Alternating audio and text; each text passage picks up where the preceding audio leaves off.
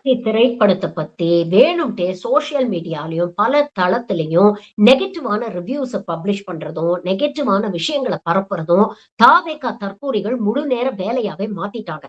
இது அரசியல் தளத்துல பெரிய எரிச்சலை ஏற்படுத்துது அப்படிங்கிறது ஒரு பக்கம் இருக்கட்டும். ஆனா, இது பொதுமக்கள் இடையே இன்னைக்கு கடும் கோபத்தையும், எரிச்சலையும் ஏற்படுத்தியிருக்கு. அப்படிப்பட்ட ஒரு தம்பி ஒரு கடுமையான விமர்சனத்த சோசியல் மீடியால பதிவு பண்ணியிருக்கிறாரு. அது இன்னைக்கு வைரல் ஆயிட்டு இருக்கு. நாம எல்லா விஜய் சப்போர்ட்டர்ஸ் பத்தியும் பேசல. எல்லா விஜய் ரசிகர்கள பத்தியும் பேசல. ஆனா, ஒரு சிலர் பண்ணக்கூடிய விஷயங்கள் ஒட்டுமொத்த கட்சியுடைய இமேஜையும் பாதிக்குது அப்படிங்கிறத தாவேகா தரப்பில் இருக்கக்கூடிய தலைவரும் சரி, அடுத்த கட்ட தலைவர்களும் என்னைக்கு ரியலைஸ் பண்ண போறாங்க அப்படின்னு தெரியல.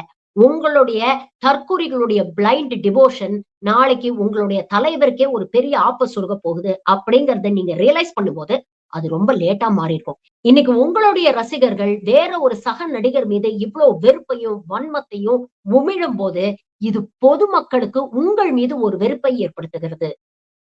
ஒரு சில அனில்ஸ் அப்படி என்னதான பிரச்சனை உங்களுக்கு? பராசக்தி ஒரு குப்பை படம், ஒரு தடவை கூட பார்க்க முடியாது, ரொம்ப கேவலமா இருக்கு, அப்படி இப்படின்னு சோஷியல் மீடியால ரொம்ப ஹேட்டர் ஸ்ப்ரெட் பண்றீங்க. அகெயின், நான் எல்லா விஜய் ஃபேன்ஸையும் சொல்ல, இந்த படம் நல்லா இருக்கு போய் பாருங்கன்னு என்கிட்ட சொன்னதும் ஒரு விஜய் ஃபேன் தான். உங்களுக்கு என்னடா பிரச்சனை? சிவகார்த்திகேயன் வளர்றதா? அப்படின்னா கதறிட்டே இரு.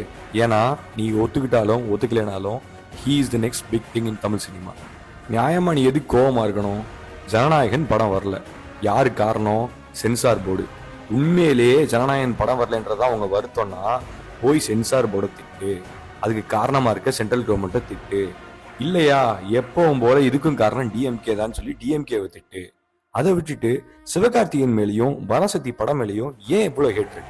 ஹிந்தி எதிர்ப்பு போராட்டம் தமிழ்நாட்டில் நடந்த எவ்வளவு முக்கியமான நிகழ்வுன்றத அவ்வளவு அழகா சொல்லியிருக்காங்க பராசக்தி படக்குழு.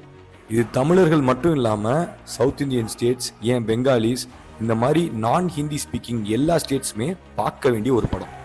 தயவு செஞ்சு தியேட்டருக்கு நம்ம குழந்தைங்களை கூட்டு போய் காமிங்க.